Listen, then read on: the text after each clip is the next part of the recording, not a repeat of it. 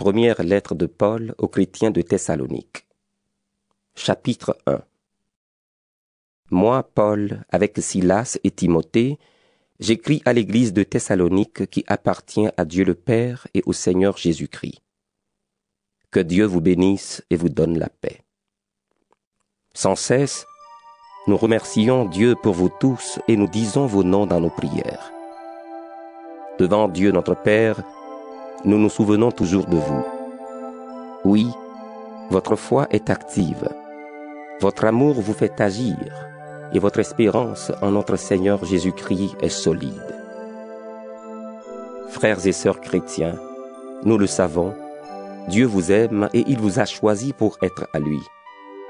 En effet, la bonne nouvelle que nous vous avons annoncée n'est pas arrivée chez vous seulement en parole, mais aussi avec la puissance et l'aide de l'Esprit Saint, et nous étions tout à fait sûrs. Vous savez comment nous avons vécu parmi vous pour votre bien. Et vous, vous avez suivi notre exemple et celui du Seigneur. Vous avez reçu la parole dans de grandes souffrances, avec la joie donnée par l'Esprit Saint. Ainsi, vous êtes devenus un modèle pour tous ceux qui croient en Macédoine et en Achaïe. En effet, c'est de chez vous que la parole du Seigneur est partie pour se faire entendre en Macédoine et en Achaïe. De plus, on sait partout que vous croyez en Dieu. Nous n'avons donc pas besoin d'en parler. Les gens racontent en parlant de nous comment vous nous avez reçus chez vous et comment vous vous êtes tournés vers Dieu. S'il est faux Dieu, pour servir le Dieu vivant et vrai, et pour attendre que son Fils vienne des cieux. Ce Fils, c'est Jésus que Dieu a réveillé de la mort et qui nous délivre du jugement de Dieu qui est proche. 1 Thessaloniciens, chapitre 2. Frères et sœurs chrétiens, vous le savez bien, nous ne sommes pas allés chez vous pour rien. Vous le savez aussi, nous avons d'abord souffert dans la ville de Philippe où on nous a insultés. Mais ensuite, Dieu nous a donné le courage de vous annoncer sa bonne nouvelle au milieu de beaucoup de difficultés. Nos paroles ne s'appuient pas sur des choses fausses. Nous n'avons pas de mauvaises intentions. Nous ne cherchons pas à tromper. Au contraire, Dieu nous a trouvés capables et il nous a confié sa bonne nouvelle. Maintenant, quand nous parlons, ce n'est pas pour plaire aux hommes, c'est pour plaire à Dieu qui voit le fond de notre cœur. Vous le savez, nous n'avons jamais parlé pour flatter les gens, et notre intention, ce n'était pas de gagner de l'argent. Dieu en est témoin. Nous n'avons cherché les félicitations de personne, ni de vous, ni de quelqu'un d'autre. Pourtant, nous, les apôtres du Christ, nous pouvions faire peser notre autorité sur vous. Au contraire, quand nous étions avec vous, nous avons été pleins de douceur, comme une mère qui prend soin de ses enfants. À cause de notre tendresse pour vous, nous étions prêts à vous donner non seulement la bonne nouvelle de Dieu, mais aussi notre vie. Notre amour pour vous était devenu si grand. Frères et sœurs, vous vous souvenez de notre travail et de notre fatigue. Nous avons travaillé nuit et jour pour ne rien vous coûter. Et c'est ainsi que nous vous avons annoncé la bonne nouvelle de Dieu. Avec vous, les croyants, nous avons agi d'une manière parfaite et juste. On ne pouvait rien nous reprocher. Vous êtes témoins de cela, et Dieu avec vous. Vous le savez aussi, avec chacun de vous, nous avons été comme un père avec ses enfants. Nous vous avons donné des conseils et des encouragements. Nous vous avons demandé avec force de vivre comme Dieu le veut, lui qui vous appelle à entrer dans son royaume pour participer à sa gloire. Sans cesse, nous remercions Dieu pour une autre raison encore. Quand vous avez reçu de nous la parole de Dieu, vous ne l'avez pas reçue comme une parole humaine, mais comme la parole de Dieu. Oui, elle vient vraiment de Dieu et elle agit en vous, les croyants. En effet, frères et sœurs, vous avez imité les églises de Dieu qui sont en Judée et qui sont unies au Christ Jésus. Vous avez souffert à cause des gens de votre pays, comme ces églises ont souffert à cause des Juifs. Ils ont tué le Seigneur Jésus et les prophètes, et ils nous ont fait souffrir, nous aussi. Ils ne plaisent pas à Dieu. Ils sont ennemis de tout le monde. Ils nous empêchent d'annoncer à ceux qui ne sont pas juifs le message qui doit les sauver. Ainsi, ils complètent la somme des péchés qu'ils ont toujours faits. Mais finalement, la colère de Dieu est tombée sur eux. Frères et sœurs, nous avons été séparés de vous pendant un certain temps, loin des yeux, mais non pas loin du cœur. Nous désirions beaucoup vous revoir, et nous avons tout fait pour cela. Nous avons voulu vous rendre visite plusieurs fois. En tout cas, moi, Paul, j'ai voulu le faire, mais Satan nous en a empêchés. Oui, notre raison d'espérer, notre joie, c'est vous. Quand notre Seigneur Jésus-Christ viendra, vous serez pour nous la récompense qu'on donne aux vainqueurs, et devant lui, nous serons fiers de vous. C'est vrai, vous êtes notre gloire et notre joie. 1 Thessaloniciens, chapitre 3. Aussi, comme nous ne pouvions plus attendre, nous avons décidé de rester seuls à Athènes. Et nous vous avons envoyé notre frère Timothée qui travaille avec Dieu pour annoncer la bonne nouvelle du Christ. Nous l'avons envoyé pour qu'il rende votre foi solide et vous donne du courage. Ainsi, personne ne se laissera troubler par les souffrances d'aujourd'hui. Vous savez vous-même qu'elles font partie du projet de Dieu pour nous. Quand nous étions chez vous, nous vous avons annoncé d'avance que nous allions souffrir durement. Et c'est ce qui s'est passé. Vous le savez. C'est pourquoi, comme je ne pouvais plus attendre, j'ai envoyé Timothée prendre des nouvelles de votre foi. J'avais peur d'une chose. L'esprit du mal vous avait peut-être tenté, et dans ce cas, nous aurions travaillé pour rien. Maintenant, Timothée vient d'arriver de chez vous. Il nous a apporté de bonnes nouvelles de votre foi et de votre amour. Il nous a dit que vous gardez toujours un bon souvenir de nous et que vous désirez nous revoir comme nous désirons vous revoir. Alors, frères et sœurs, au milieu de tous nos malheurs et de nos souffrances, votre foi nous a encouragés. Maintenant, nous revivons parce que vous restez forts dans le Seigneur.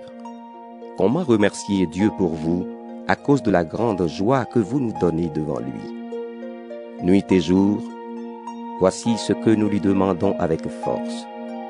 Qu'il nous permette de vous revoir et de compléter ce qui manque à votre foi.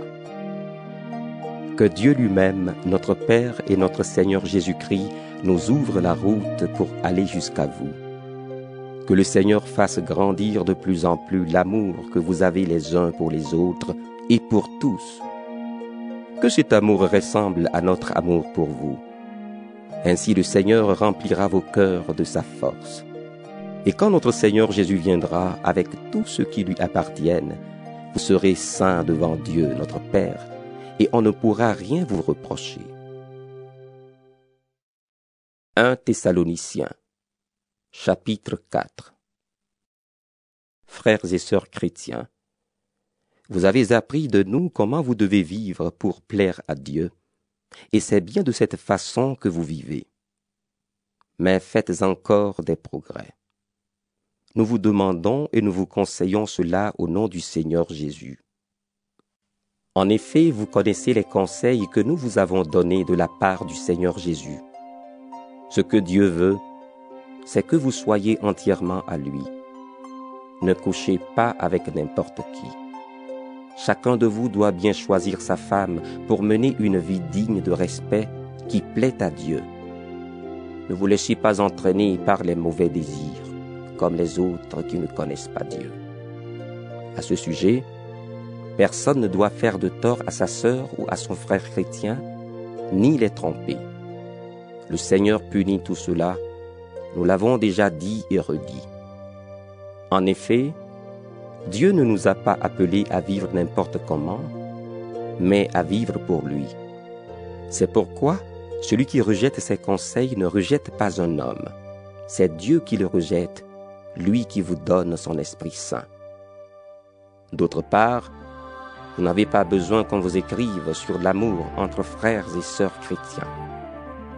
Vous avez vous-même appris de Dieu à vous aimer les uns les autres. D'ailleurs, c'est ce que vous faites envers tous les chrétiens dans toute la Macédoine, mais nous vous encourageons à faire encore des progrès.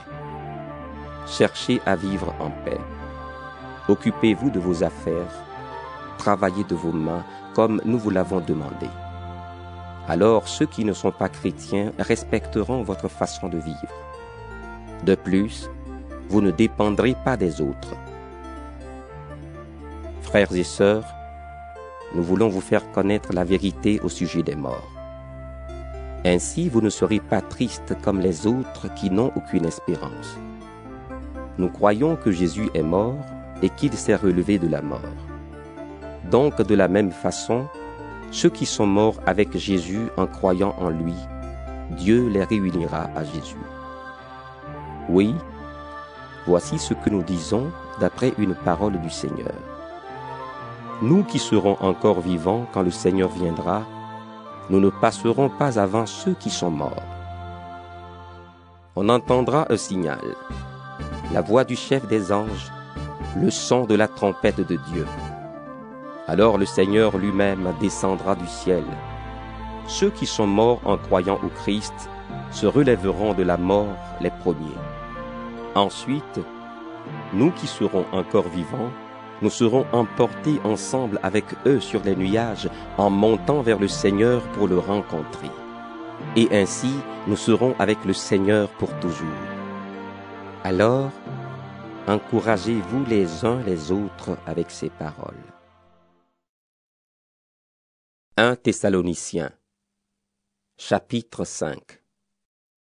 Frères et sœurs, au sujet de la date et du moment où le Seigneur viendra, vous n'avez pas besoin qu'on vous écrive. Vous le savez très bien vous-même, le jour du Seigneur arrivera comme un voleur dans la nuit. Quand les gens diront « Quelle paix, quelle sécurité !» alors tout à coup, ce sera la catastrophe. Elle tombera sur eux comme les douleurs sur la femme enceinte, et ils ne pourront pas y échapper. Mais vous, frères et sœurs, vous n'êtes pas dans la nuit, et ce jour-là ne peut pas vous surprendre comme un voleur. En effet, tous vous appartenez à la lumière, vous appartenez au jour. Nous ne vivons pas dans la nuit, nous ne vivons pas dans l'obscurité. Ne dormons pas comme les autres, mais restons éveillés et soyons sobres. Ceux qui dorment, dorment la nuit.